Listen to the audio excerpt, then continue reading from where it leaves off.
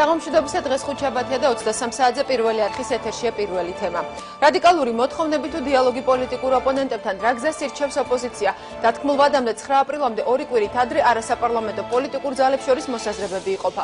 ვინ ამჯობინებს დიალოგის გზას და როგორ იღებს ოპოზიცია პასუხისმგებლობას აქციის მშვიდობიან ხასიათზე? დღეს პირველი თემა წარმოგიდგენთ.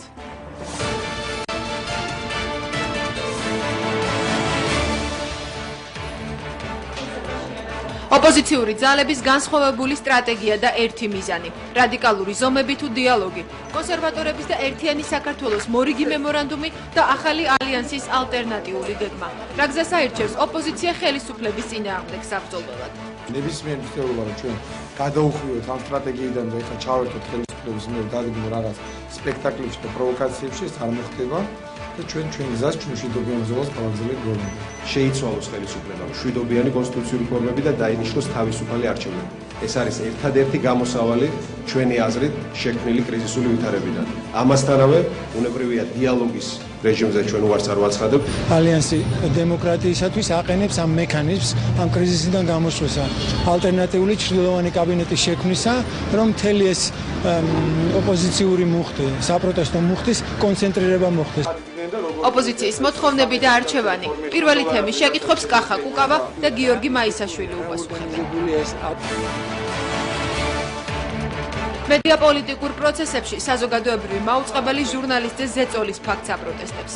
საზოგადოებრივი მაუწყებელი კატეგორიულად ეწინააღმდეგება ნებისმიერი ფორმებით ჟურნალისტებზე ზეწოლის ფაქტს. მით უმეტეს ისეთ უხეში მცდელობას, როგორც ბოლო პერიოდში ვიხილეთ და ყველა მედია საშუალებებს მოუწოდებ.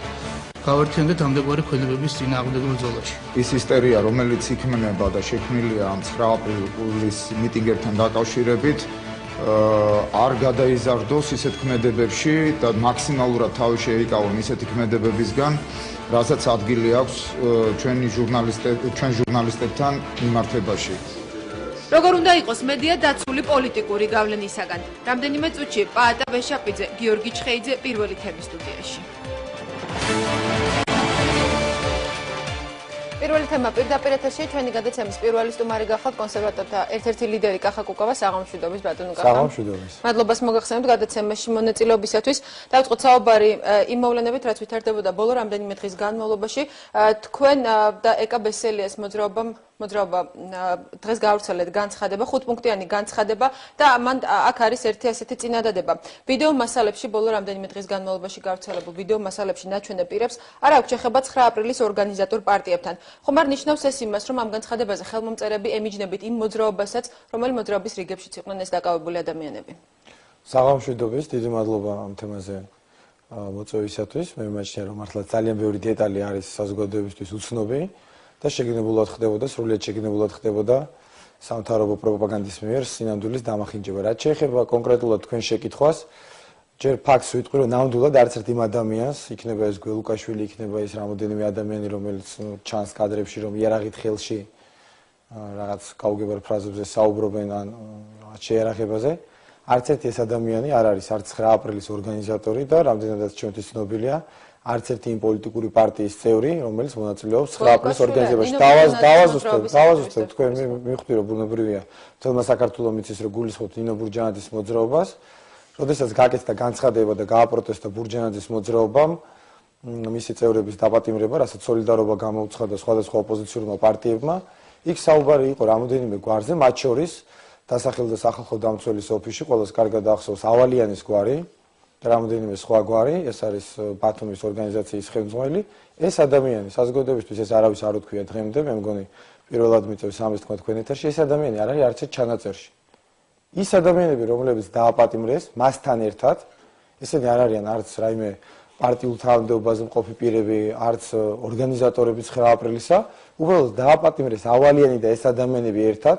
მეორე დღეს გველუკაშვილი, არ არიან მოძრაობის აქტივისტები ისინი. არანაირი შემთხვევაში არ უკავიათ ანუ შეხებაში რაც დღეს გააკეთა და გუშინელს გააკეთა ეს განცხადებები შინაგან საქმეთა სამინისტრომ არის ის, რომ ისინი იმყოფებოდნენ, შესული იყვნენ მის ოფისში ფიზიკურად, აი ეს არის ჯერჯერობით, რაც ჩვენთვის ცნობილი არის ამ ჩანაწერებიდან, მაგრამ თავარი მე მინდა იცოდეთ, რომ ის რადგან გამოცხადდა პროტესტი, როგორც ქალბატონი ბურჯანაძის პარტიის მიერ და შემდგომ ამას მოყვა თელი ოპოზიციური სპექტრის სოლიდარობა, ის ადამიანი ავალიანი და აგრეთვე მისი რამოდენიმე თანამოაზრე თუ იმ ორგანიზაციის რამოდენიმე ხელმძღვანელი, ეს არც ერთი მათგანი ამ კადრებში არ ჩანს. და არც ერთი ის ადამიანი, რომელიც ამ კადრებში ჩანს, არათუ ეხლა უშუალოდ 9 აპრილის ორგანიზაციაში არ არის ჩართული და რაიმე პარტიული ლიდერი არ არის. საერთოდ არანაირი ფორმალური კავშირი არ გააჩნიათ. არც გუშინდელ ჩანაწერებში, არც ის ადამიანები, რომლებიც გუშინდელ ჩანაწერებში ფიგურირებენ. არც ერთი მე გეუბნებით, არც ერთი რაც ამ დღეებში გადიოდა ვიდეო მასალებში. თუ განსაკუთრებით ცალკე აღნიშნვის ღირსია ბუნებრივია გველუკაშვილის თემა, რომელსაც საერთოდ რა კავშირი აქვს ოპოზიციასთან, ამაზე შინაგან საქმეთა სამინისტროს განმარტებები ჩვენ არ მოგვისმენია. ეს ყველაფერი არის ერთი დიდი პროვოკაციის სხვადასხვა ჯაჭვის რგოლები და ეს პროვოკაცია მიზნად ისახავს ერთადერთ რამეს, რომ ერთის მხრივ ხელისუფლებამ გადაიტანოს ყურადღება 9 აპრილიდან სხვა თემებზე. ეს არის პარანოია, რომელიც საქართველოში ბოლო 20 წლის მანძილზე რაც კი საპროტესტო აქცია გამართულა წინ უძღვის ყველა საპროტესტო აქციას. გავიხსენოთ რა ხდებოდა 7 ნოემბრის დღეებში, როდესაც ფილმები გამოუშვა, სხვა შორის თქვენმა არხმა და პროკურატურამ ერთობლივი ფილმები, სადაც საუბარი იყო, რომ გოგა ხაინდრავა, კონსტანტინე გამსახურდია, ლევან ბერძენიშვილი და ოპოზიციის სხვა ლიდერები არიან რუსეთის ჯაშუშები. გავიხსენოთ რა ხდებოდა 5 იანვრის არჩევნების წინ, როდესაც გელბახიანის და პატრკაციშვილის ჩანაწერის მონტაჟები ქვეყნდებოდა. მე მინდა საზოგადოებას კიდე ერთი საინტერესო ფაქტი უთხრა და ალბათ თქვენთვისაც საინტერესო იქნება ის ფაქტი. არც ერთ ამ ადამიანს დღემდე იურიდიულად ბრალი წაყენებული არ აქვს. ყველაფერი ეს იყო წმინდა წყლის პროვოკაცია, ეს ყველაფერი იყო განკუთვნილი ტელეეკრანისთვის და კარგად გვახსოვს მაშინ ჩვენ პროკურატურის ხმაურიანი განცხადებები. დღემდე საქართველოში არ არის არც ერთი ადამიანი, რომელსაც აი ამ უკვე გახსენებულ რომელიც დღეს თქვენთან ერთად ოპოზიციის სხვა ლიდერებთან ერთად ამ გავრცელებულ ვიდეო მასალას უწოდებს პროვოკაციას და მიზანმიმართულ დისკრედიტაციას, თავის დროზე როცა თქვენ გაიხსენეთ ადრინდელი ჩანაწერები 2007 წლის ნოემბრისა და შემდგომში დეკემბრის ჩანაწერები, მაშინ ამბობდა ნინო ბურჯანაძე, რომელიც იყო იმ დროს პრეზიდენტის მოვალეობის შემსრულებელი, რომ ასეთი მასალები იძლეოდა ნამდვილად იმის საფუძველს, რომ გველაპარაკა საფრთხეზე. ბატონო კახა. პირველ რიგში მინდა დავადასტურო, ეს ნამდვილად ასე იყო, მაგრამ მართალი რომ გითხრათ, ვერ ხვდები რა კავშირი აქვს ამას იმ თემასთან, რასაც ახლა ვსაუბრობთ. თქვენ ძალიან ხოს დამიდასტუროთ, რომ ყოველთვის ხელისუფლების ყველა ის განცხადება, რომელიც საუბარი არის ხოლმე რუსეთის ჯაშუშებზე, შეერაღებულ გადატრიალებაზე დაწყებული კვიციანის ამბოხებიდან, როცა ბათიაშვილი დააპატიმრეს, მე 7 ნოემბრის საქმე, მე ბადრი პატრკაციშვილის საქმე. არც ერთი ეს საქმე სასამართლომდე არ მისულა. ეს ითქვა მხოლოდ და მხოლოდ პრესკონფერენციისთვის, გვარამე და ადეიშვილი აქვეყნებდნენ ან რაღაცა სხვადასხვა მონტაჟებს, მაგრამ არც ერთ ამ საქმეზე მე არც გამოძიება გაგრძელებულა, არც სასამართლოს გადაცემი, არც განაჩენი დამდგარა. ანუ ამ სასამართლოს პირობებშიც კი მათ ვერ მოახერხებთ კიცებულებების წარდგენა. ეს ყველაფერი არის პროვოკაცია, ხა მე არ მინდა დეტალებში ძალიან ღრმად შევიდე, მაგრამ შეუიარაღებელი თვალის ბუნებრივია შეამჩნევდა ეხა იმას მაგალითად, რომ ყველა ჩანაწერი რომელიც თითქოს და არ არის ერთმანეთთან დაკავშირებული ბურჯანაძის პარტია და გველუკაშვილის ფაქტი, ერთი და იგივე ოთახებში არის ჩაწერილი. შეამჩნევდა საზოგადოება იმას, რომ რაღაც ძალიან არასერიოზული ფასი არის, როცა $40 ყიდის ვიღაცა იმას რა ქვია, ავტომატ ძალიან არასერიოზული არის, როცა რაღაც დასკვნა გამოიტანეთ ამ ჩანაწერის ნახვიდან ბატონო კახო, რომ ეს არის დისკრედიტაციის მცდელობა და პროვოკაცია. ეს არის წმინდა წყლის პროვოკაცია, ეს არის პარანოია, ჯაშუშომანია, რომელიც წინ უძღვის კიდევ ერთხელ ვამბობ. ყველა საპროტესტო აქციას მე ჩამოგივთვალეთ მაგალითები და მე მგონი ვერავინ ვერ უარყოფს იმას, რომ წინა შემთხვევებში ეს იყო პარანოია და PR და არანაირი სამართლებრივი შედეგი ამას არ მოყოლია და მეტიც მე მინდა გითხრათ, ეხლა რომ ეს ყველაფერი ძალიან გავს, იგივე 80-იანი წლების ბოლოს, როდესაც დაიწყო საქართველოში ეროვნული მოძრაობა და პირველად მასობრივად ქართულმა ხალხმა მოითხოვა დამოუკიდებლობა, ზუსტად ისეთივე კოლექტიური წერილები ქვეყნდებოდა, როგორცაც ჩვენ დღეს და გუშინ ვუსმენთ. კარგით, არაფერს არ გეუბნებათ ის რა საუბრობენ ეს ადამიანები, რა ჩანს ამ კადრებში, არაფერს არ გეუბნებათ ბატონო კახა. ეს არის კიდევ ერთხელ გეუბნებით ხელისუფლების პროვოკაცია და შეერაღებულ გადატრიალებაზე ნამდვილად არ მეტყოლებს და ვისაც გონია ეხლა რომ ის რა ქვია გველუკაშვილი ამზადებდა ორ ნარკომანთან ერთად შეერაღებულ გადატრიალებას, ეხლა ეს მე მგონი არ არის სერიოზული საუბრის თემა, მაგრამ ერთი რამ მე მინდა დავასრულო უბრალოდ რა პარანოიას ქმნის თუნდაც დღეობით თქვენი არხი, თუნდაც რუსთავიორი და სამთავრობო არხები. გადიოდა გადაცემები უბრალოდ მე თან სკოლის მოსწავლე ვიყავი 80-იანი წლების ბოლოს და მახსოვს, როდესაც ზვიად გამსახურდიამ და მერაბ კოსტავამ დაიწყეს დამოუკიდებლობისთვის მოძრაობა, მაშინაც გამოდიოდა ეს ცეკას ინტელიგენცია და ამბობდა, რომ აქციები რო იმართებაო, სკოლებში, ესე იგი, აი ეს სასწავლო პროცესი უშლის ხელს და ამის გამო აქციები არ უნდა გაიმართოსო. დღეს ნახე იგივე სიუჟეტი, ალბათ სიუჟეტის ავტორებს არ ახსოვდათ უბრალოდ ეგ ისტორიული ფაქტი და ითქვა, რომ 9 აპრილის აქციის გამართვა სერიოზულ პრობლემას უქმნის თურმე პირველი სკოლის მუშაობას და სასწავლო პროცესში შეაფერხებს და ეს ყოფილა თურმე მთავარი პრობლემა. ეს კოლექტიური წერილები, ეს კგბ-სგან, საბჭოთა სისტემისაგან გადმოღებული მეთოდები, ეს არის ჩემი აზრით წმინდა წყლის პროვოკაცია, რომელიც მიზნად ისახავს ერთადერთ რამეს, საზოგადოების ყურადღება, რომელიც კონცენტრირებული იყო და მე იმედი მაქვს, რომ კონცენტრირებული არის დღესაც 9 აპრილის მშვიდობიან საპროტესტო აქციაზე, რომლის ამოცანაც არის მიხეილ სააკაშვილის ხელისუფლების შვიდობიანი შეცვლა, იქნეს ბატონო, გაფართული იმ სხვადასხვა ადამიანებს, რომლებსაც თქვენ ადარებთ 90-90-იანი წლების ცეკას ინტელიგენციას, ეს ადამიანები საუბრობენ შესაძლო საფრთხეებზეც და მათაც ისევე როგორც თქვენ, ასევე კარგად ახსოვთ ადრინდელი მოვლენები და მათაც შესაბამისად აქვთ სრული უფლება, კონდეთ და გამოთქვან თავიანთი აზრი, გამოთქვან თავიანთი შეშფოთება, თუ როგორ შეიძლება განვითარდეს მოვლენები. დასაბუთებული, იმიტომ რომ ძალიან გთხოვთ მითხრათ, რაიმე კონკრეტული ან მტკიცებულება, ან ფაქტი, ან თუნდაც თქვენი მოსაზრება ჩემთვის საინტერესო იქნება, კონკრეტულად პოლიტიკური ოპოზიციის პასუხისგებლობა რაში გამოიხატება იმ ჩანაწერებთან დაკავშირებით, რაც გავიდა საქართველოს ტელევიზიით. ჩვენ შეგვიძლია გავხსენოთ საქართველოს უახლოესი სულ 6 თვის ან წელიწადნახევრის ისტორია. როდის იყო ბოლო მასშტაბური ძალადობა საქართველოში? ეს იყო 2007 წლის 7 ნოემბერს. და ვინ იყო ამ ძალადობის წყარო? იყო საქართველოს ხელისუფლება. იმავდროულად რაც შეეხება ჩვენს პასუხისგებლობას, რაც ეს აუცილებლად უნდა თქვენ, იმიტომ რომ ეს არის ალბათ დღევანდელი გადაცემის მთავარი საკითხი. ჩვენი პასუხისგებლობა ბუნებრივი არის ძალიან დიდი და ჩვენი პასუხისგებლობა არის ის, რომ ეს მოძრაობა და ეს პროტესტი წარიმართოს შვიდობიანად კონსტიტუციის ფარგლებში. ჩვენ ამ პასუხისგებლობას ვიღებთ, მე მგონი საკვანძო ფრაზა არის. ჩვენ გავმართეთ ეს აქციები, 100.000-იანი აქციები მარტო ბოლო წელიწადნახევრის განმავლობაში 5-ჯერ. ნუ არ ჩამოგითვლით ალბათ გახსოვს ნოემბრის, იანვრის და მაისის აქციები.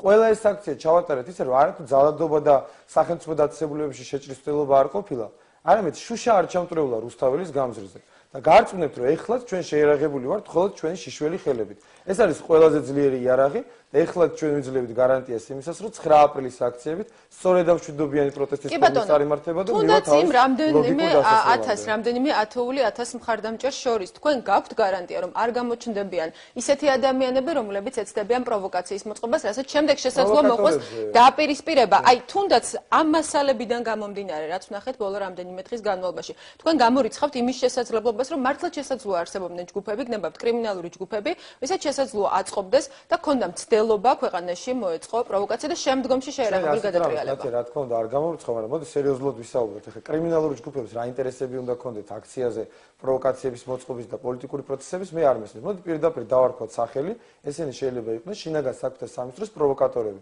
ის რომ აქციაზე მოხდეს ასეთი ტიპის პროვოკაცია, დამეთანხმეთ რომ არ შედის არც ოპოზიციის ინტერესებში, არც რომელიმე პოლიტიკური ძალის ინტერესებში, ერთადერთი წყარო არის. რატომ უნდა შედიოდეს ხელისუფლების ინტერესებში? აბა ჩვენ ინტერესში შეიძლება შედიოდეს პროვოკაცია ჩვენსავე აქციაზე, ეს ხელისუფლების ინტერესებში. ხელისუფლების ინტერესებში შედის ძალიან მარტივი მიზეზის გამო. 7 ნოემბერს, როდესაც მიხეილ სააკაშვილმა დაარბია ბარბაროსულად ჯერ საპროტესტო აქცია და მერე ტელეკომპანია იმედი, თქვენ გახსოვთ რომ ამას მოყვა ძალიან მძაფრი კრიტიკა დასავლეთის ქვეყნებში, რამაც გამოიწვია მიხეილ სააკაშვილის გადადგომა და ეს კრიტიკა იყო ერთადერთი მიზეზის გამო, რომ მან ძალა გამოიყენა მშვიდობიანი მანიფესტაციის წინააღმდეგ, შიშველი ხელებით შეერაღებული ადამიანების წინააღმდეგ.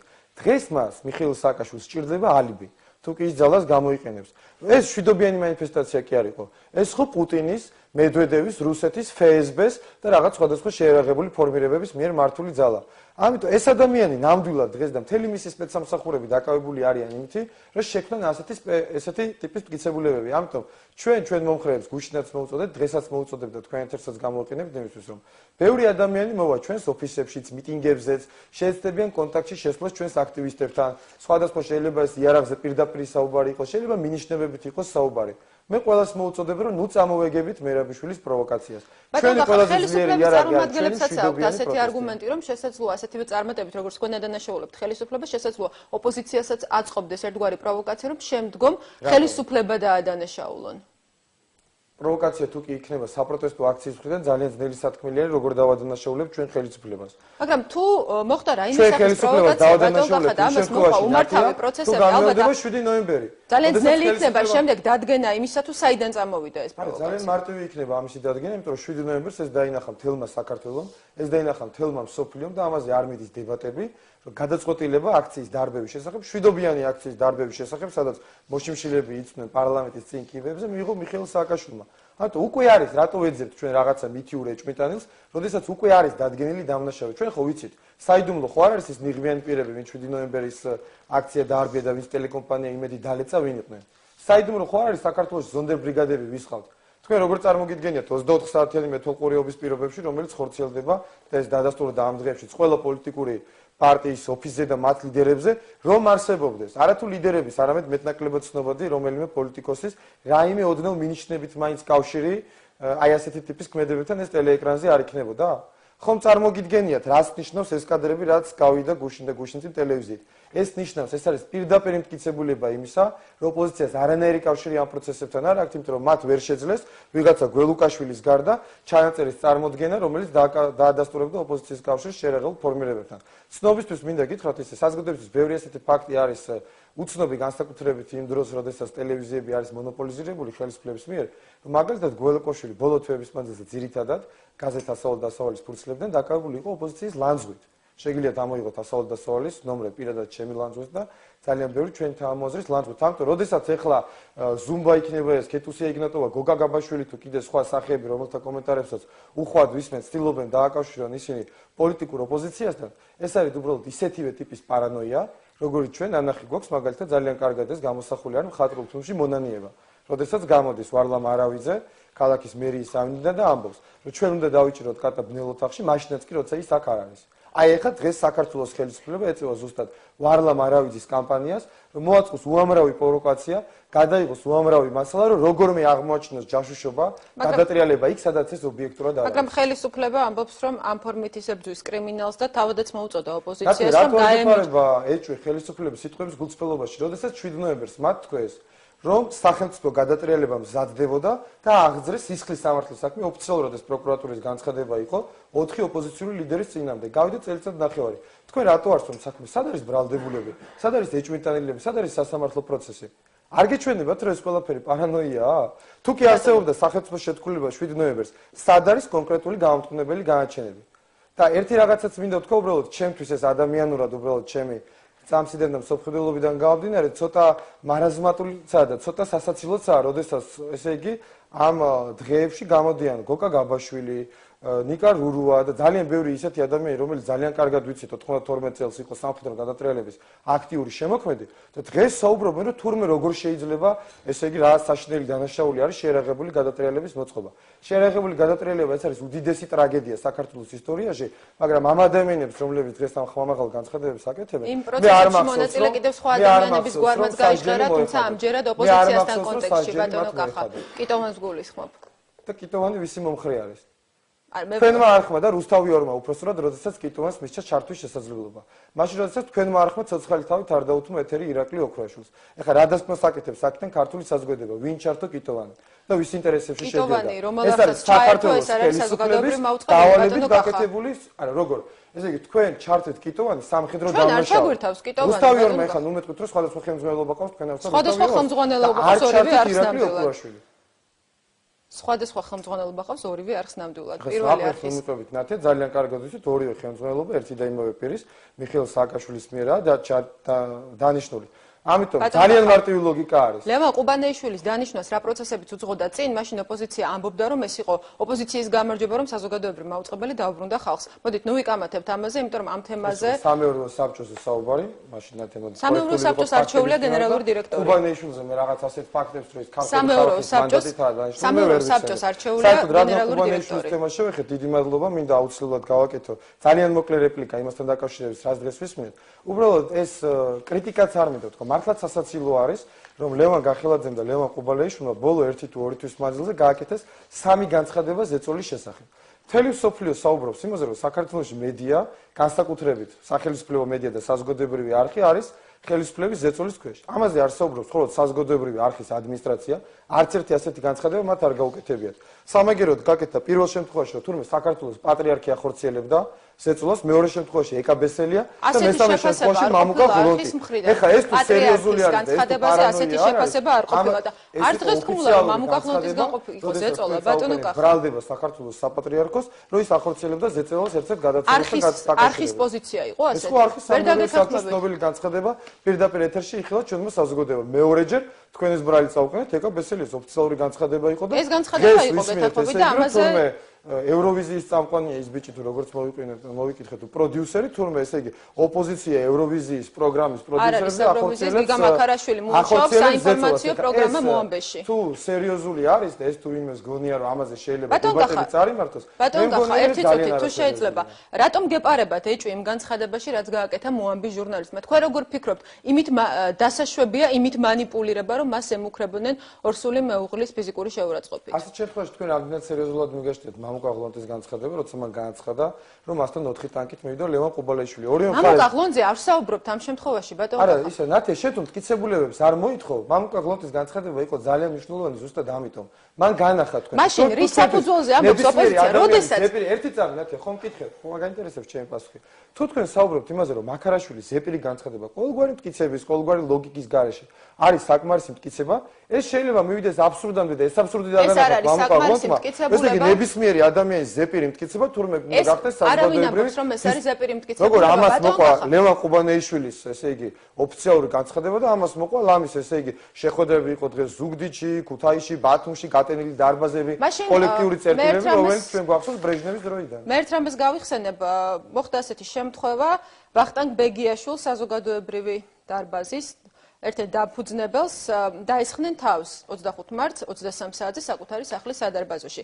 თავად დაზარალებულის მხრიდან და ოპოზიციის წარმომადგენლების მხრიდან ამ ფაქტს მომენტალურად მოყვა შეფასება, რომ ეს იყო ზეწოლა ხელისუფლების მხრიდან და ხელისუფლების წარმომადგენლები გაუსწორდნენ მათ. ბეგიაშვილს შორს მართლა ვერ ხედავთ ეხლა ბატონო, რეალურად თუ რა კი განსხვავება. ეს არ არის მტკი, თუ კი ბეგიაშვილის სახეზე არის დაზიანებული ნაცემი ადამიანი ერთ შემთხვევაში და მეორე მხარეს სახეზე არის მაქარაშვილი და მისი ფეხმძიმე მეუღლე არა, არ უნდა ეცემა, ესე იგი თავისთავად ზეპირი განცხადება მისი თქვენ მიგაჩნიათ რომ არის ესე იგი სერიოზული იმისთვის რომ ჩვენ მიმჯელოთ რომ ოპოზიცია ხო ბეგიაშვილს მიაყენეს ამ შემთხვევაში მხოლოდ ბეგიაშვილზე არ არის საუბარი ასეთი შემთხვევა პროკურატურის გამოძიების საგანი ეს მათ უნდა შეამოწმონ მაგრამ ჩვენ დღეს მოვისმინეთ დადასტურებული განცხადებები კატეგორიული სხვა შორის ძალიან არასერიოზული განცხადება იყო განსაკუთრებით ბატონი კახელაძის მხრიდან თუკი ოპოზიციის რომელიმე აქტივისტის ან მისი მხარდამჭერის ოჯახის წევრს ან მის რომელიმე ახლობელს შემთხვევა რაიმე და ასეთ შემთხვევაში ავტომატურად შეიძლება დაადანაშაულოთ ხელისუფლების მტკიცებულების გარეშე რატომ არ შეიძლება ისაუბროს ჟურნალისტმა რომ მას დახვდა ვიღაცა დარბაზში წარმოვადგენთ ხოლმე ასეთ განცხადებებს ჩვენ როდესაც კობა დავითაშვილზე ან ვალერი გელაშვილზე თავდასხმაზე ვსაუბრობთ საზოგადოება მიხლა მათი დალეწილი ცხვირპირი აი ეს განსხვავება არის და ჟურნალისტი არის რაღაცა არასერიოზული მითქმა მოამბის ჟურნალისტი არ უთქვამს ის რომ აუცილებლად ოპოზიციის მხრიდან იყო ეს ზეწოლა მან განაცხადა რომ ის ადამიანი ვინც მას დახვდა სადარბაზში უნდა გაეცნო როგორც ოპოზიციის წარმომადგენელი ამ ფაქტზე დაწყებულია მოკვლევა და ალბათ დაადგენენ თუ რა მოხდა და როგორ მოხდა. იმიტომ რომ ჩვენ უკვე მეხუთეჯერ გვიწევს გამეორება ჩვენ ეთერში იმ ფაქტის, რომ ბოლო 2 წლის მანძილზე ხელისუფლების მიერ აი ასეთი გაკეთებული არც ერთი განცხადება დღემდე სამართლებრივი წესით დადასტურებული არ არის. ეხლა თავი რო დავანებოთ იმას, რომ ეხლა მართლა აბსურდამდე მიდის, რომ ტელეკომპანია მაესტროს თავაზობდა ადგილს მთავრობაში და პარლამენტში ეხლა. ტელეკომპანია მაესტრო არც თავაზობდა ბატონო კახა. ეს იყო მაქარაშვილო ტელეკომპანია მაესტროს სახელი. არ იყო ასე ტელეკომპანია მაესტროზე მას შემდეგ შემოთავაზების თანახმად უნდა მოეგროვებინა გარკვეული კომპრომატები საზოგადოებრივი მაუწყებლის ხელმძღვანელობას და 9 აპრილს განცხადება გაეკეთებინა ტელეკომპანია მაესტროს ეთერით. როდესაც მას შესთავაზეს ადგილი საქართველოს მთავრობაში აი ამ ტელეკომპანია მაესტროს სასარგებლოდ მომუშავე პირებმა. ამერიკის პრეზიდენტობა რო შეთავაზებინა სასარგებლოდ მომუშავე პირები არავის უხსენებია ბატონ კახა ძალიან შორწაგვიყვანს ამაზე კამათი იმიტომ რომ მე რაც მოვისმინე არის აბსოლუტურად განსხვავებული და რაც თქვენ საუბრობთ არის აბსოლუტურად სხვა ვერსია მე ხო გადახედოთ ბატონი გახელაძის განცხადებას მე არ ვამბობ გახელაძის განცხადებაზე მე ვამბობ ჩემი კოლეგის მიერ გაკეთებულ განცხადებაზე თუ შეიძლება ოპოზიციის მიერ ეს არის გახელაძის სიტყვები რომ ეს არის ოპოზიციის მიერ საზოგადოებრივ არხზე ზეწოლის პირველი შემთხვევა ეს არის სიტყვით რაც თქო ბატონმა გახელაძემ კარგით, ბატონო გახმოდით დავუბრუნდეთ 9 აპრილის აქციას, ამაზე კამათით ჩვენ ვერ მივახცევთ კონსენსუსს. თქვენ პასუხისმგებლობა ახსენეთ საუბარში და დღესაც გააკეთეთ ეს განცხადება, რა ფორმით და როგორ იღებთ პასუხისმგებლობას, რომ ნამდვილად ექნება 9 აპრილის აქციას მშვიდობიანი ხასიათი. ჩვენ პასუხისმგებლობას ვიღებთ იმ ფორმით, რომ ჩვენ გვაქვს ამორჩეული ჩვენი ბრძოლის ფორმა. ეს ბრძოლის ფორმა არის მშვიდობიანი პროტესტი, ეს არის ის ფორმა, რა ფორმითაც დაიწყო თავის დროზე საქართველოში. მასობრივი პროტესტის პირველი ტალღა ზვიად გამსხურდიამ და მერაბ კოსტავამ და ამ ფორმამ დაადასტურა თავისი ეფექტურობა, იმიტომ რომ ამ ბრძოლას მოყვა საქართველოს დამოუკიდებლობა. დღესაც ჩვენი ბრძოლის დროსაც ჩვენ დავადასტურეთ, რომ ჩვენ რეალურად მხოლოდ და მხოლოდ ამ მშვიდობიანი პროტესტის ფორმით ვახცევთ წარმატებას, მე მაგალითებს აღარ ჩამოგითვლით.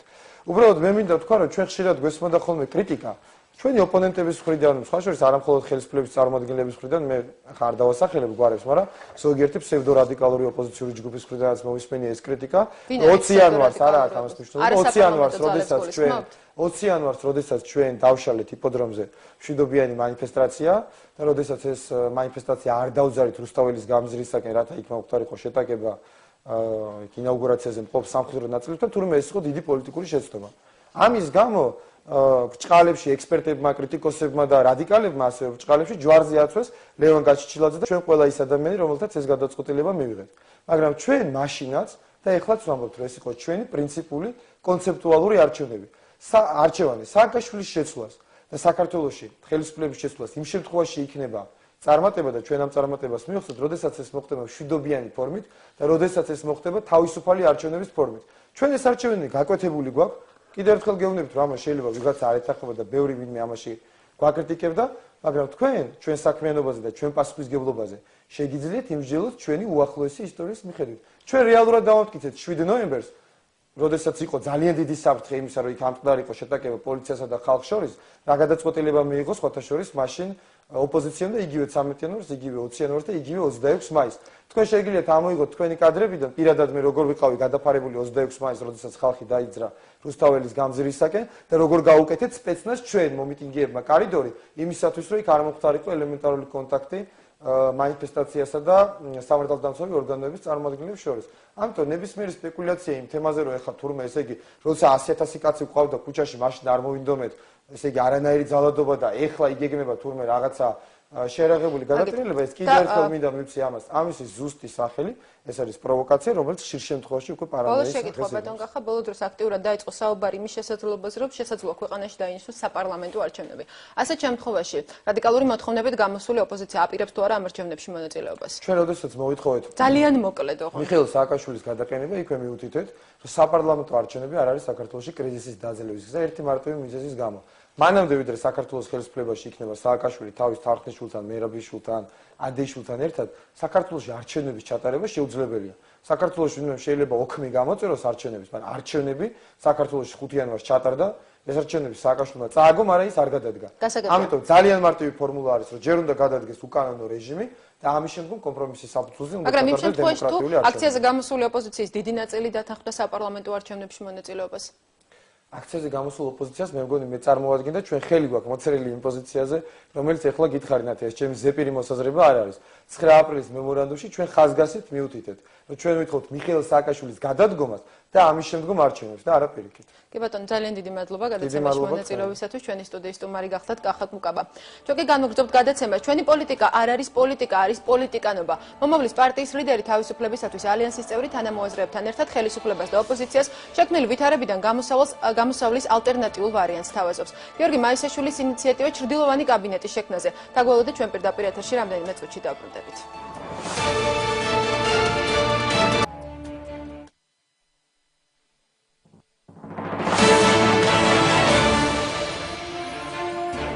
თემა კვლავ პირდაპირ ეთერში ამჯერად ჩვენი გადაცემის სტუმარი გახლავთ მომავლის პარტიის ლიდერი ახალშექმნილი ალიანსის თავისუფლებისათვის ერთ-ერთი წევრი გიორგი მაისაშვილი. საღამოშიდობის ბატონ გიორგი.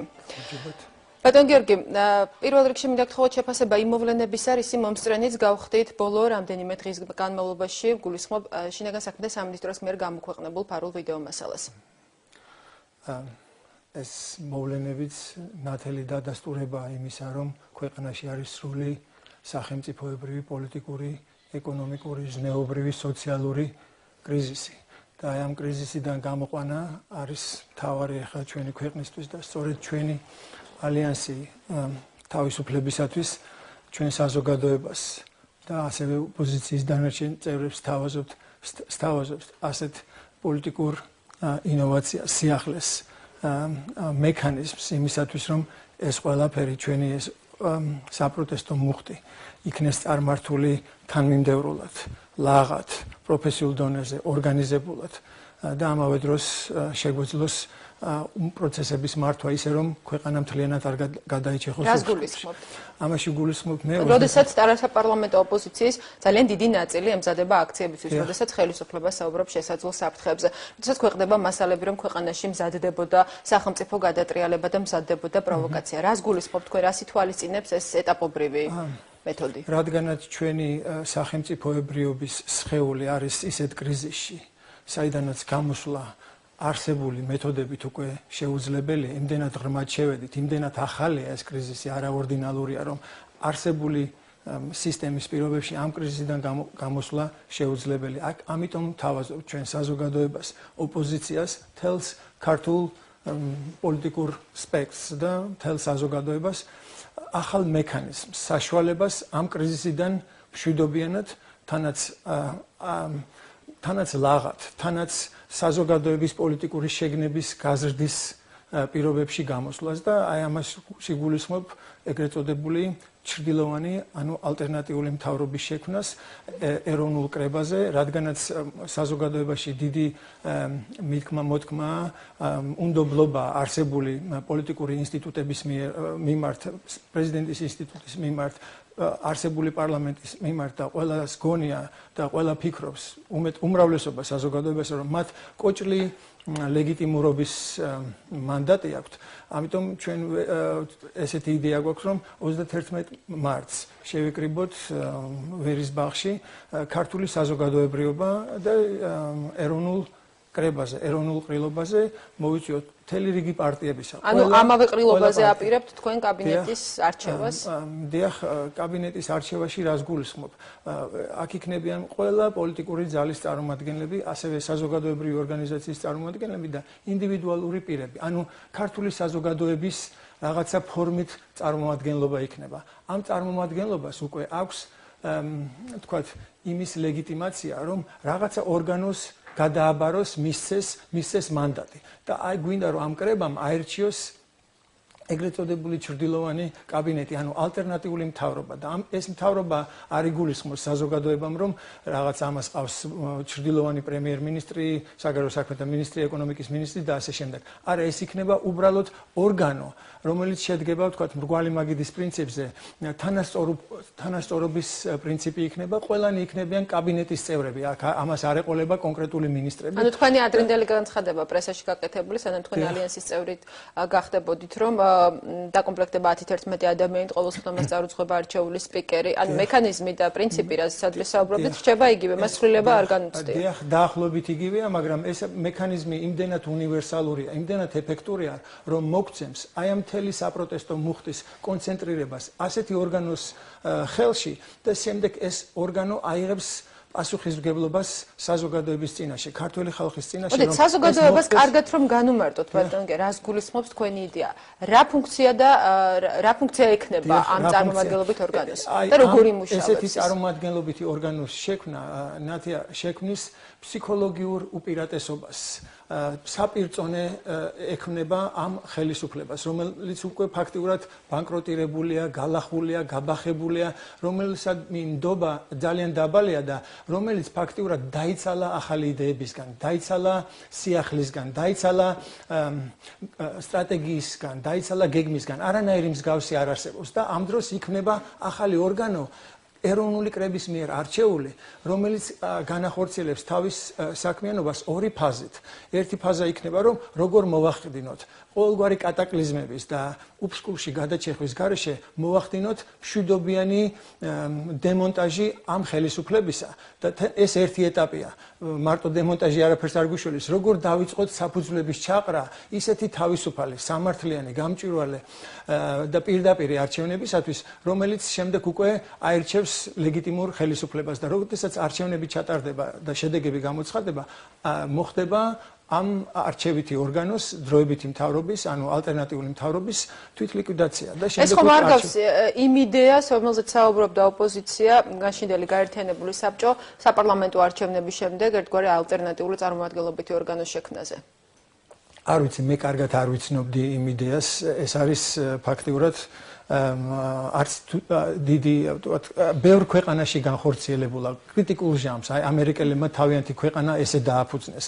საქართველოშიც დამფუძნებელი კრება, თქვათ ამ იდეას ეფუძნებოდა, რომელმაც დამოუკიდებლობა განაცხადა პოლონეთში, მთელ რიგ აღმოსავლეთ ევროპის ქვეყნებში, დიდ ბრიტანეთშიც ძალიან ხშირად ხდებოდა, საფრანგეთშიც. კრიტიკულ ჟამს ეროვნული კრება იღებდა ხოლმე საკუთარ თავზე ამ ფუნქციას და ჩვენ გვინდა რომ აი ეს იგივე ფუნქცია მივანიჭოთ თქვათ დღევანდელ ეროვნულ და არ ვიცი თუ გაიზიარებს ამას ოპოზიციის დანარჩენი წევრები და საზოგადოება. თქვენ შესთავაზებთ სხვა ოპოზიციას ალიანსის წევრების გარდა. ჩვენმა ალიანსმა შეთავაზა დანარჩენ ოპოზიციას და თუ გაიზიარებს დანარჩენი ოპოზიცია, თქვენ იცით რომ ყველა ცდილობს რომ უნდობლობის ფაქტორია, ყველა ცდილობს რაღაცა პოზიციონირებას ტაქტიკურ საკითხებზე, სტრატეგიაზე ნაკლებია ფიქრი და ჩვენ გვინდა რომ ყოველგვარი შიშის გარეშე პირდაპირ უთხრათ, არავინ არ ცდილობს რაღაცა სასტარტო უპირატესობა მოიპოვოს ამ შემთხვევაში და ეს ორგანო იყოს პოლიტიკურად ნეიტრალური. რაც გულისხმობ ნეიტრალურობაში? გულისხმობ იმას, რომ ყველა ძირითადი პარტიების ლიდერები იქნენ წარმოდგენილი, რომ თქვათ არავინ არ იგზნოს თავი დაჩაგრულად. ეს არის ჩვენი იდეა, რისი წამოყენებაც გვინდა 9 აპრილის დანარჩენი ორგანიზატორების. როგორ ფიქრობთ, წამოვლენ თუ არა ამაზე ოპოზიციის სხვა წარმომადგენლები? თავიდანვე მედიაც საუბრობდა ამაზე ძალიან ხშირად პოლიტიკოსებიც, რომ თავიდანვე, როდესაც ერთი მიზნისკენ დაიწყო სვლა ოპოზიციამ, სხვადასხვა პლატფორმაზე აღმოჩნდნენ ისინი, თუ შეიძლება ამას ასე დავარქვათ. დღესაც მეტნაკლებად მოსაზრებები არის განსხვავებული და ასეთ შემთხვევაში, რამდენად წამოვა თქვენს ინიციატივაზე ოპოზიციის, თუნდაც ის ნაწილი, რომელიც გამოირჩევა განსაკუთრებით რადიკალური მოთხოვნებით. ნათია, არა ვარ დარწმუნებული, რომ ყველანი ეს რადიკალურად განწყობილი ადამიანები, ჩვენც ვართ რადიკალურად განწყობილი, ჩვენ ვართ ქცევით მოზომილნი, თორე აზროვნებით რადიკალურად ვართ განწყობილი, იმიტომ რომ როდესაც ავადმყოფი სისხლისგან იცლება, პირველი ამოცანა სისხლის ზღვის შეჩერება და ფიქრი იმისა, რომ შენ რადიკალი ხარ თუ ზომიერი, უგუნურობა ამ შემთხვევაში უნდა იყო მხოლოდ და მხოლოდ რადიკალი დასტაკარი, რომელიც შეაჩერებს სისხლის ყრას და შემდეგ დაიწყებს კურნალობას, თირკმელი ტკივა ავადმყოფს თუ სხვა რამე. ეხლა მთავარია გულიდან ზდის სისხლი. პაციენტს და ეს პაციენტი ამ საოპერაციო მაგიდაზე რომ არ მოგვიკვდეს, ამისთვის სჭირდება ესეთი რადიკალური ქმედება, სისხლის ზღვის შეჩერება. ერთი თვით რომ დაუბრუნდეთ, წამოვლენ თუ არა, მე მინდა რომ ეს შევთავაზო, იმიტომ რომ მე დარწმუნებული ვარ, ეს არის ისეთი უნივერსალური მექანიზმი, რომელიც სისხლის ზღვრას, ქაოსს, უბედურებას აგვაშორებს და ჩვენ შეგვეძლება ვიყოთ რადიკალურნი, გავზარდოთ რადიკალიზმი, მაგრამ ვიყოთ ორგანიზებულნი, ვიყოთ პასუხისმგებლური. სხვა გზა რადიკალურობისა და ორგანიზებულობის გაერთიანებისას მე ვერ ხედავ. და თუ არ წამოვა ოპოზიცია, თქვათ ამ ჩვენს წინადადებაზე, ჩვენ მაინც შევუერთდებით 9 აპრილის საპროტესტო აქციას, ვიქნებით ხალხთან ერთად და ვეცდებით ყველაფერს, რაც ჩვენს ძალებშია, რომ არ დაუშვათ არანაირი უპასუხისმგებლობა, არანაირი პროვოკაცია და შევძლოთ ჩვენი ძალებით, თუ კი შევძლებთ, რომ ჩვენი იქ ყოფნა იყოს ემსახურებოდეს კეთილშობილებას, პოზიტივს, იქ იყოს ზეიმი, ქართული ეროვნული, თქვათ, სულისკვეთების გამოღვიძებისა და არის დოგმაზე და სიძულვილზე დაპირისპირებული. თავის დროზე ჩრდილოვანი კაბინეტის შექმნის ინიციატივით გამოდიოდა სალომე ზურაბიშვილიც, ეს იყო სულ რამდენიმე თვის წინ 2008 წლის მიწურულს შემოდგომაზე. და ის აცხადებდა, რომ ჩრდილოვანი კაბინეტის შექმნაზე მოლაპარაკება ყველა პოლიტიკურ ძალას შორის უნდა შემდგარიყო, თუმცა ასე არ მოხდა და დღეს ეს ინიციატივა ისევ ძალაში ამჯერად ინიციატორები ბრძანდებით თქვენ. რატომ ვერ მოხერხდა მაშინ ამაზე საუბარი სხვა პოლიტიკურ ძალებს შორის და არის თუ არა შესაფერისი დრო დღეს? იმიტომ ვერ მოხერხდა, რომ ჩვენში პოლიტიკური თვითშეგნება და მოქალაქეობის გზნობა და პოლიტიკური კულტურა სამწუხაროდ დაბალია. და როდესაც ხელისუფლება და დღეს ეს მაჩვენებელი შეიცვალა ბატონო. არ შეცვლა ნათია სამწუხაროდ და სწორედ ამის დამკვიდრება და მიღება მთელი ოპოზიციური სპექტრისგან ესეთი ორგანოსი მოგცემდა საშუალებას პირდაპირ კომუნიკაციაში შევსულიყავით საზოგადოებასთან, რადგანაც მთელი ყურადღება მედია სივრცეს იქნებოდა მოპყრობილი ამ ახალი ორგანოს მიმართ და ჩვენ შეგვეძლებოდა ადვილად აგვეხსნა რა ფუნქცია გვაქვს, როგორ გვინდა ამ საპროტესტო მანიფესტაციას უხელმძღვანელოთ, რა მიმართულებით წავიყვანოთ, რა მოხდება საპროტესტო აქციების შემდეგ, როგორ განვითარდება საქართველოს სახელმწიფოებრივი თქვათ ეს ჩონჩხი, ის საფუძველი, რაზეც ქართული სახელმწიფოებრიობა უნდა დაეფუძნოს და ამ პირობებში მოგვიწევდა საზოგადოებასთან ურთიერთობა და ნათი ერთი მინდა 3 დღის წინ ჩემო მეუღლემ გახარებულმა დამირეკა ლონდონიდან და მითხრა რომ BBC 1-ის გადაცემაში იყო მსჯელობა თქვათ საქართველოს ამბებზე პოსტსაბჭოურ სივრცეზე და თქვეს რომ ეს იდეა არის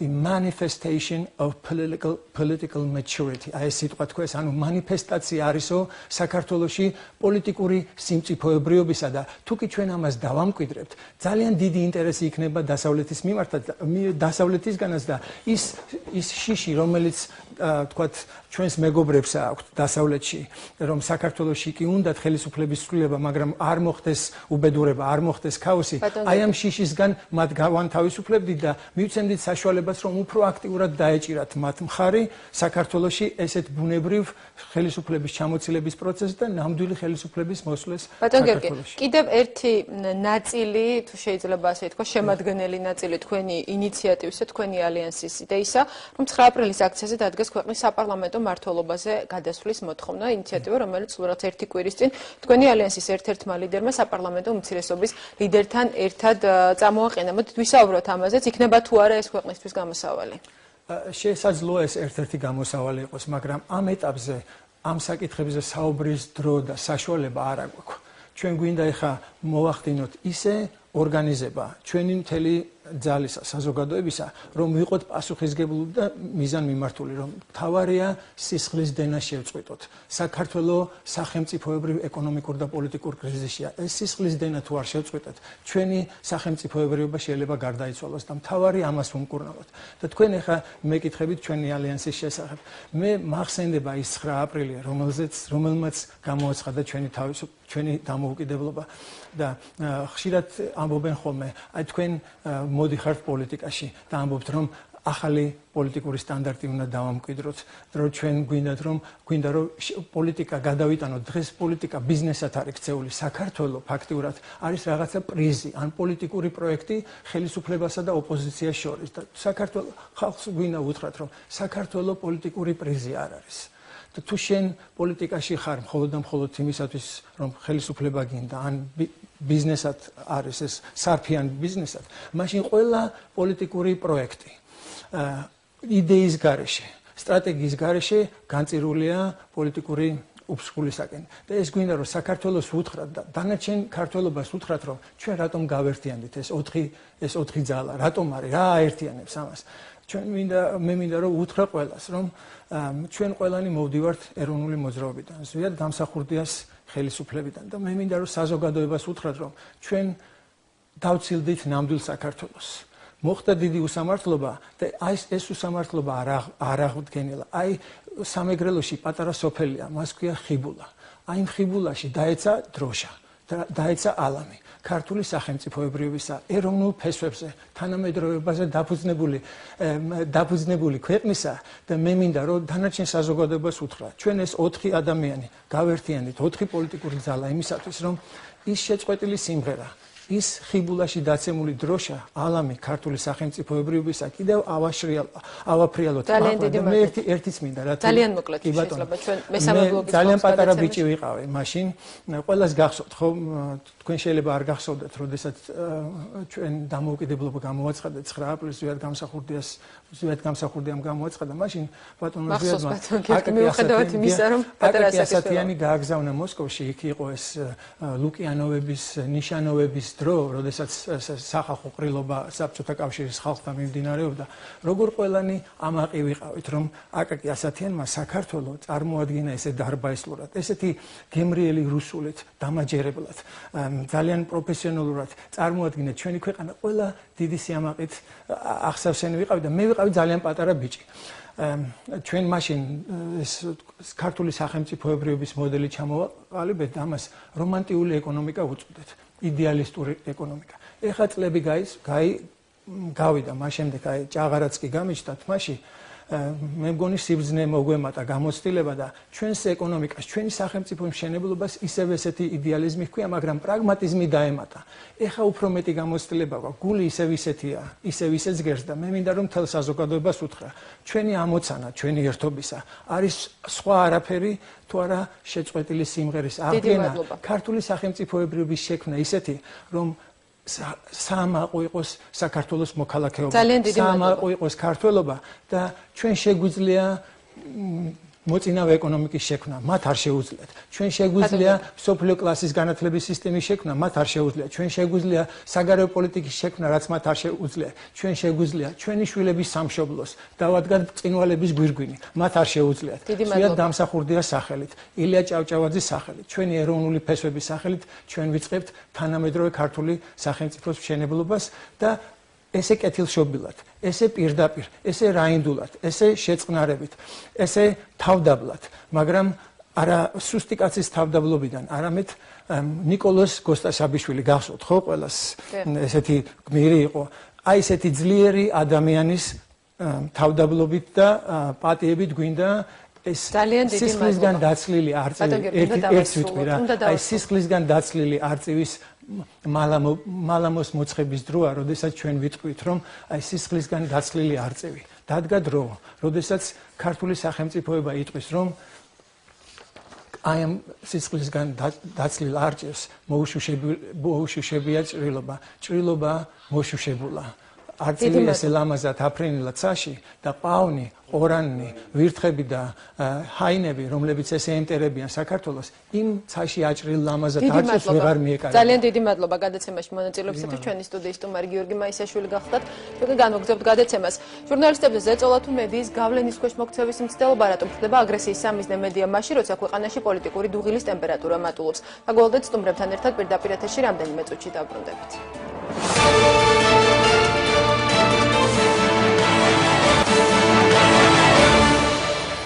პირველი თემა კვლავ პირდაპირ ეთერშია. ჩვენი სტუდიის სტუმრები არიან გაზეთ 24 საათის დამფუძნებელი პაატა ვეშაპიძე, სახალხო დამცველის მოადგილე გიორგი ჩხეიძე, საღამოშვიდობის ბატონებო. დიდ მადლობას მოგახსენებთ გადაცემაში მონაწილეობისათვის. მე მინდა პირველ რიგში გთხოვოთ ის ფაქტი, რაც დღეს გახმოვარდა და რაც დღეს საზოგადოებრივ მაუწყებლის ჟურნალისტმა და ხელმძღვანელობამაც ისაუბრა ბატონ პაატა. დღეს კი მომიწია ამაზე არაერთგზის საუბარი ტელევიზიებთან, მაგრამ გავიმეორებ ისე, ეს არ არის მოულოდნელი ფაქტი, ეს აქ არაფერი განსაკუთრებული არ ხდება ჩემი აზრით. რადგან რაც უფრო გაიზრდება პოლიტიკური ტემპერატურა ქვეყანაში და ის გაიზრდება 9 აპრილის მოახლოებასთან ერთად, მით უფრო გაიზრდება მცდელობა რაღაც გავლენა მოახდინონ ჟურნალისტებზე, ცალკეულ ჟურნალისტებზე, მედია საშუალებებზე და ასე შემდეგ. ამიტომ ეს მოულოდნელი არ არის. სხვა საქმეა. ალბათ იქიდან გამომდინარეც, რომ ეს არ არის პირველი შემთხვევაც. ხო, არც პირველი შემთხვევა არ არის და ისიც უნდა აღინიშნოს, რომ წინა შემთხვევები ჩემი აზრით დარჩა დაბალი რეაგირებით ან საერთოდ რეაგირების გარეშე თავად მედიის მხრიდანაც მე არ ვიცი, მე არ მახსოვს, რომ მედიას რაიმე განსაკუთრებული რეაგირება მოეხდინა ადრე ჟურნალისტების ზეწოლას. მე არ გულისხმობ მხოლოდ ბოლო დროისას, ბოლო წლებისას უფრო მეტად გახსოვთ ჟურნალისტებისთვის თქვათ ჭკუის დარიგება პირდაპირ ეთერში, მე ჟურნალისტების პირდაპირი სიტყვიერი შეურაცხყოფა, ეს სხვადასხვა მხარეს მდგარი ადამიანები განსაკუთრებით იყო გაჯერებული. ამიტომ რადგან ამაზე რეაგირება არ იყო, ესე იგი გამოდის, რომ ასეთი რამ დასაშვები და შესაძლებელია. სხვა საქმეა, რითი დაუპირისპირდება ჟურნალისტიკა ამას. ვისაუბროთ. ბატონ გიორგის მინდა ვთხოვო შეფასება სახალხო დამცველის აპარატი ამ საქმესაც სწავლობს და თქვენთვის ალბათ ის ფაქტებიც კარგად არის ცნობილი, რაც ადრეც ხდებოდა და განსაკუთრებით ასეთი ზეწოლის მსხვერპლნი თუ ადრესატნი უფრო ხშირად იყვნენ ხოლმე რეგიონული მედიის ჟურნალისტები. ძალიან დიდი მადლობა ამ კითხვისთვის. ნამდვილად თქვენ აღნიშნეთ საკმაოდ ზუსტად, რომ ეს სამწუხაროდ მე ვეთანხმები და სამწუხაროდ არ არის პირველი შემთხვევა, როდესაც ჟურნალისტების ზეწოლა ხორციელდება და გასულ წელს განსაკუთრებით იყო შემთხვევები, მათ შორის რეგიონულ დონეზე. მე სპეციალურად წამოვიღე სახალხო დამცველის ანგარიშიდან ამონარიდები, რომელიც გასულ წელს წარადგინა პარლამენტში და მომდევნო ანგარიში შემდეგ კვირაში უნდა იქნეს წარდგენილი, სადაც მითითებულია კონკრეტულ ფაქტებზე, რეგიონებში ეს არის რადიო ჰერეთის შემთხვევა, ეს არის არჩევნების დროს რეზონანსის ჟურნალისტი ქალბატონ ელისო ჩაფიცეზე ზეწოლა. ამ ფაქტების გამოუძებლობა განაპირობებს იმას, რომ სამწუხაროდ მსგავსი ფაქტები კვლავ მეორდება. ჩვენ დავიწყეთ აღნიშნული ფაქტის შესწავლა, სახალხო დამცველის საქმის კურსში არის უცხოეთში იმყოფება, მაგრამ მისი დავალებით მოხდა ბატონ ბექასთან შეხვედრა და ინფორმაციის მიღება მისგან. ჩვენი ინფორმაციით გამოძიება დაწყებულია, მაგრამ ჩვენი მხრივ მოუწოდებთ ჩინაგან საქმეთა სამინისტროს, რაც შეიძლება დროულად მოხდეს რეაგირება, სწრაფად განხორციელდეს გამოძიება და დადგინდეს ფაქტის არსებობა და დასტურდეს. მეორე გამოიკვეთოს თუ ვინ განახორციელოს ზეწოლა დამუქრება, იმიტომ რომ ჩვენთვის ყველაზე მნიშვნელოვანი ამ ფაქტში თუ ეს მოხდა არის დამუქრება ოჯახის წევრის მიმართ გარკვეულ ძალადობასთან დაკავშირებით და რაც შეიძლება გამჭვირვალე იყოს აღნიშნული გამოძიება, რომ შედეგი საზოგადოებისთვის იყოს ცნობილი. იმიტომ რომ სწორედ მსგავსი ფაქტების მიმართებაში მიყრუება და მისი განხილვა მხოლოდ პოლიტიკურ თუ სხვა ჭრილში არ არის საკმარისი. აქ არის კონკრეტული ადამიანის უფლება, კონკრეტული ჟურნალისტების საქმიანობის დამოუკიდებლობა და ნებისმიერი ზეწოლა ჟურნალისტზე, როდესაც ფიზიკურ ძალადობაზეა საუბარი მის მიმართ ან მისი ოჯახის წევრის მიმართ, არის დაუშვებელი და გამოძიებას ეჭირებს. თქვენ რითი ახსნით იმას, რომ ბოლო დროს განსაკუთრებით გახშდა? არა მხოლოდ ზეწოლის ფაქტები, კატეგორიული ტონით საუბარი ჟურნალისტების მისამართით, კატეგორიული ფორმით დაყენებული მოთხოვნები. დღესაც იყო საზოგადოებრივი მაუწყებელი მომსწრე იმისა, რომ აქ გაიმართა აქცია. თუ ვიდრე გიორგი იტყვის, მე აი უბრალოდ ახლა გამახსენდა და არ შემიძლია რა ვთქვა. როდესაც საზოგადოება დაუშვებს იმას, რომ საზოგადოებრივი მაუწყებლის სამეურვეო საბჭო პოლიტიკური გარიგების საგნად იქცეს, ის შორისაც არ უნდა იყოს ესა. და ეს სამეურვეო საბჭო პარლამენტში ფაქტობრივად დაინიშნება რაღაც კვოტებით და რაღაც გარიგებებით, რამდენი კაცი მე, რამდენი კაცი შენ. ჩემი აზრით საზოგადოება უკვე მაშინ უშვებს ძალიან სერიოზულ შეცდომას, არ ღვევს კანონს ამასთანავე და შედეგსაც იღებს შესაბამისს. ჟურნალისტებთან სხვადასხვა პოლიტიკური სუბიექტების ურთიერთობა და მისი ხასიათი, რა თქმა უნდა, ერთ-ერთი შემადგენელი ნაწილია პოლიტიკური კულტურის. ამავე დროს ძალადობის გამოყენება, მათ შორის აი სპეციალურად სახელმწიფოს ანგარიში საუბარია გასულ წელს მიტინგების დროს თუ საარჩევნო პერიოდში სხვადასხვა ჟურნალისტებზე ზემოქმედებაზე თუ ფიზიკურ შეხებასთან დაკავშირებით და შემდგომში არჩევნების დროს ფიზიკურ შეურაცხყოფაზე ეს არის ყველაზე მძიმე ფორმა. მე ვფიქრობ, რომ ისეთ შემთხვევაში, როდესაც ისეთ დროს, როდესაც გამოუძლებელია იმედის დახურვის და დარბევის ფაქტი და როდესაც გამოუძლებელია კონკრეტულ ადგილას, კონკრეტული პირების მხრიდან, მაგალითად, კვლავ რადიო ჰერეთი ისაკოც ქიფურიშვილი იყო კანდიდატი ერთ-ერთი ნაციონალური მოძრაობიდან კონკრეტულად მისი მხრიდან დამოკრებასთან დაკავშირებით საქმე იყო შესწავლილი, ეს ფაქტი შევიდა სახელმწიფოს ანგარიში და ეს საქმე გამოუძიებელია.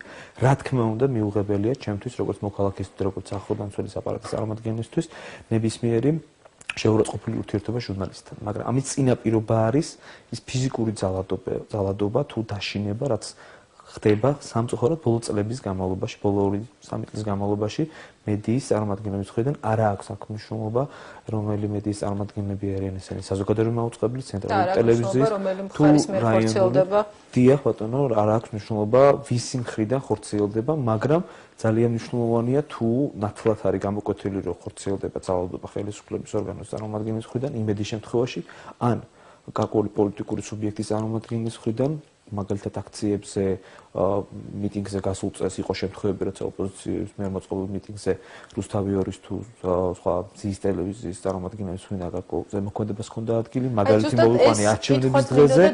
აი ამ შემთხვევაში ამაზე ეს მიღება ამ ფაქტების როგორც ჩვეული ცხოვრების ნაწილის ეს არის პრობლემა. აი კრიტიკა რომ არის ჟურნალისტების მისამართით გასაგებია და ისმის კრიტიკა ყველაზე ხშირად ის რომ მედია უნდა იყოს უფრო თავისუფალი, მაგრამ ხომ არ ხდება ისე რომ პოლიტიკოსები ხშირად აფასებენ ჟურნალისტის თავისუფლებას და ობიექტურობას იმის მიხედვით თუ ვის სასარგებლოდ იკავებს პოზიციას ესა თუ ის ჟურნალისტი. რა არის აქ თქვენის ნებართვით აქ არის ძალიან მნიშვნელოვანი რომ მაუწყებელმა და მესაკუთრემ და მაუწყებლობამ დაიცვა ჟურნალისტების ინტერესებიც.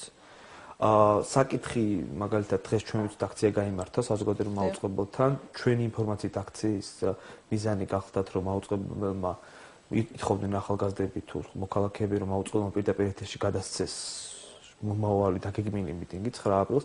ეს არის თემა, რომელზეც საზოგადოებრივ მაუწყებელმა ჩვენი აზრით უნდა შევიდეს და უნდა გარკვეული პოზიცია დააფიქსიროს და პასუხი უნდა იყოს გაცემული მოქალაქეების მიმართ.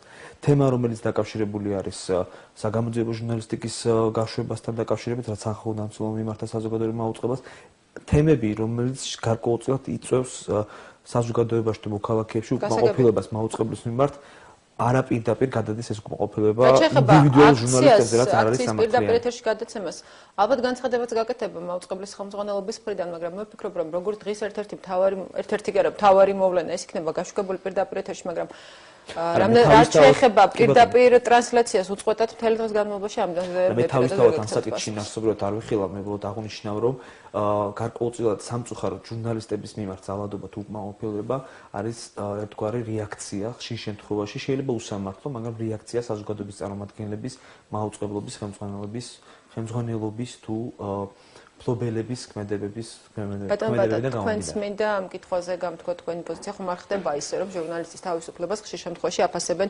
შესახებ თუ ვის სასარგებლოდ იკავეს პოზიციას ესა თუ ის ჟურნალისტი. ხდება დაგეთანხმებით, ნამდვილად ასეა. არა მხოლოდ ჟურნალისტის მუშაობა ფასდება, რაც უფრო სამწუხაროა, არამედ მედია საშუალებები ფასდება იმის მიხედვით, რა პოზიცია უკავია ამ მედია საშუალებას და ჩემი აზრით, ჩემი დაკვირვებით, თუ გნებავთ ჩემი სუბიექტური მოსაზრებით, დღეს საქართველოში ძალიან ცოტა დარჩა ნეიტრალური მედია საშუალება. რაღაცნაირად მედია საშუალებას სთხოვს პოლიტიკური კლასი, ესა თუ საზოგადოებრივი დაკვეთა, ახლა ძალიან გავრცელებული და პოპულარული ტერმინი. ძალიან ცუდია რომ ამაზე ვიწევს საუბარი, ვის სასარგებლოდ იკავებს. მედია საშუალებას თხოვენ რომ რაღაც პოზიცია დაიკავოს. სინამდვილეში მედიუმია და სწორედაც მისი ღირსება იმაშია, რომ პოზიცია არ უნდა ეკავოს არავის. და უნდა ცდილობდეს რომ ყველას პოზიცია იყოს წარმოჩენილი საზოგადოების ყველა ჯგუფის. მით უფრო დაცული იქნება ჟურნალისტების თავისუფლება. ჩემი აზრით ეს არა მხოლოდ თქვათ პოლიტიკოსების ან მედიაზე ან ჟურნალისტებზე ზეწოლის ბრალია მხოლოდ, ამის ბრალიც არის, მაგრამ უფრო დიდწილად ჩემი აზრით ეს ბრალია ჩვენი ჟურნალისტიკის დაბალი პროფესიონალიზმისა ცალკეულ აღებულ შემთხვევებშიც და პლუს ზოგადად მედია საშუალებების ჟურნალიზმის დაბალი დონისა. ჩვენთან რომ ოდნავ უფრო მაღალი ჟურნალიზმის დონე იყოს, ჩემი აზრით უფრო ადვილი იქნებოდა ჩვენთვის ჟურნალისტებისთვის საკუთარი თავისუფლების, საკუთარი მიუკერძოებლობის დაცვა. ეს ხომ არ არის ერთ-ერთი ის, რაც უნდა დაუპირისპიროს ამ ვითარებას მედიამ, თქვენ აპირებდით ამაზე საუბარს და გადმოვიტანეთ. რა უნდა დაუპირისპიროს მედიამ იმ ვითარებას, როგორც არასდროს, იმიტომ რომ მე არ მახსოვს ესეთი პოლარიზებული ქართული საზოგადოება. აი მე მახსოვს 1978 წლიდან, აი როცა პირველი ჩანასახი გაჩნდა, ასე ვთქვათ, მასობრივი სახალხო მოძრაობებისა, 78 წლის 14 აპრილიდან. აი ასეთი პოლარიზება საზოგადოებაში ნამდვილად არ მახსოვს. და ამიტომ დღეს ვფიქრობ, რომ როგორც არასდროს ისე ჭირდება ქართულ მედიას საკუთარი პროფესიული სტანდარტების, საკუთარი პროფესიული ეთიკის პატივისცემა და როგორც არასდროს ისე ჭირდება გათავისება მედიუმის და ეს აგვარიდებს იმ შემთხვევებზეც, რაზეც ვსაუბრობთ, თუ ჩვენ გვინდა დავეხმაროთ ჩვენ საზოგადოებას, თუ ჩვენ გვინდა დავეხმაროთ მხოლოდ რაღაც საზოგადოების ნაწილს, მაშინ სხვა არის. ესეც მედიის უფლებაა, მედიის არჩევანია. მე არავინ არ ჩავთვალოს რაღაც რეცეპტს ვიძლია, მაგრამ მე მიმაჩნია, რომ დღეს ყველაზე მეტად ქართულ მედიას სწორედ აი პროფესიული სტანდარტების დაცვა და მედიუმის როლის და აგვარიდებს ეს ასეთ შემთხვევებში საუბარს ბატონ ბატა. ძალიან დიდწილად პოლარიზებულ, დაპირისპირებულ დისკურსს დიდწილად შეუწყობს ხელს, რომ ეს დისკურსი გადაიტანოს დებატების რეჟიმში, გადაიტანოს კამათის რეჟიმში და არა კიდევ ვიმეორებ უკიდურესი რადიკალური დაპირისპირების რეჟიმში. ბატონ გერგ, თქვენც ასე ვფიქრობთ. რა არის აბსოლუტურად მეთანხმები იმასთან მიმართებაში, რომ პროფესიონალიზმი უნდა იყოს განმაპირობებელი თავისუფლების ხარისხის, თავისთავად, როდესაც ადამიანი თავის საქმეს და ჟურნალისტი პროფესიონალად ახორციელებს თავის საქმიანობას, ძალიან რთულია მის მიმართ ვინმეს კონდეს რაიმე არგუმენტი თუ შენიშვნა, რომ ის თქვათ, მხოლოდ ერთი მხარის პოზიციას აფიქსირებს და არ ითვალისწინებს, არ იკითხება მეორე მხარეს. ჩემი აზრით ამ ყველაზე მთავარი რომ მედია იყოს, რაც შეიძლება თავისუფალი და ღია სხვადასხვა აზრის წარმოდგენისათვის. იმიტომ რომ საზოგადოებაში ითქვა, რომ არსებობს გარკვეული ტიპის პოლარიზაცია, არსებობს სხვადასხვა მოსაზრება და რაც უფრო მეტად შეუწყობს ხელს და განსაკუთრებით ეროვნული მედია საშუალებები, რომ ყველა აზრი იყოს დაფიქსირებული და მიეცეს საშუალება საზოგადოებამ თვითონ განსაჯოს და მოქალაქეებს თვითონ განსაჯოს რომელი აზრი თუ რომელი შეფასება გაიზიაროს და როგორც საკუთარი ისე გაითავისოს, ამ შემთხვევაში ჩვენ დავინახავთ მედია საშუალებას როგორც დამხმარეს და როგორც ჩვენ ვთქვათ მოკავშირეს, როგორც მოქალაქეები დავინახავთ ჟურნალისტებს, როგორც ჩვენ მოკავშირეებს. უბრალოდ პრობლემა იმაში მდგომარეობს, რომ მათ შორის პრობლემით, რომელიც დაკავშირებულია მესაკუთრეთა ფლობელების გაუმჯობესებასთან, რაც სახელდება რომ პრობლემა რამდენი თვე გავიდა, რაც ამ ინიციატივაზე მათ შორის პარლამენტში იყო საუბარი, სახალხო დამცველებმაც არაერთხელ გააკეთა ამაზე განცხადება, არასამთავრობო ორგანიზაციებმა. რატომ ვერ ხდება ამ პრობლემის გადაწყვეტა? რატომ არის ეს მნიშვნელოვანი? ხო, ალბათ შეიძლება კითხო დამისვათ, ისევ რატომ აი დღეს ამ თემაზე რატომ უბრუნდებით? იმიტომ რომ საზოგადოება მიცოდეს. ნებისმიერი ჭორი თუ მართალი, რაც ვრცელდება, ვისი ტელევიზია ვისია, ერთხელ და სამუდამოდ იყოს საჯარო, ვისია ესა თუ ის მაუწყებელი, კერძო სუბიექტებს გულისხმობ ნაკლებად საზოგადოებრივ მაუწყებელს, ლიცენზირების საკითხი. მაესტროსთვის ლიცენზიის მიცემის საკითხი იქცა სახელმწიფოებრივ პრობლემად, რომელიც განიხილებოდა ევროკავშირის თუ სხვადასხვა საერთაშორისო ორგანიზაციების ლიდერების მხრიდან. მოვახდინოთ ლიბერალიზაცია ამ სფეროს, მივცეთ საშუალება საკაბელო ტელევიზიებს თავისუფლად განახორციელონ საქმიანობა და ამავე დროს უზრუნველყოფილი იყოს ხარისხი. აქ ჟურნალისტებს უფრო დიდი როლი აქვთ, რომ უზრუნველყონ საკუთარი და მათი კოლეგების ხარისხი და პროფესიონალიზმი. ჩვენ და დავასრულოთ საუბარი სამწუხაროდ, იმიტომ რომ დრო აღარ გვაძლევს საუბრის გაგრძელების საშუალებას. ძალიან დიდ მადლობას მოგახსენებთ გადაცემაში მონაწილეობისათვის. ჩვენი სტუდიის სტუმრები გახდნენ 24 საათის დამფუძნებელი პაატა ვეშაპიძე და სახალხო დამცველის მოადგილე გიორგი ჩხეიძე. ჩვენი გადაცემა დღეს ამით დასრულებულია. მე სამშაბათამდე გემშვიდობებით, მომავალ შეხვედრამდე გმადლობთ ყურადღებისთვის.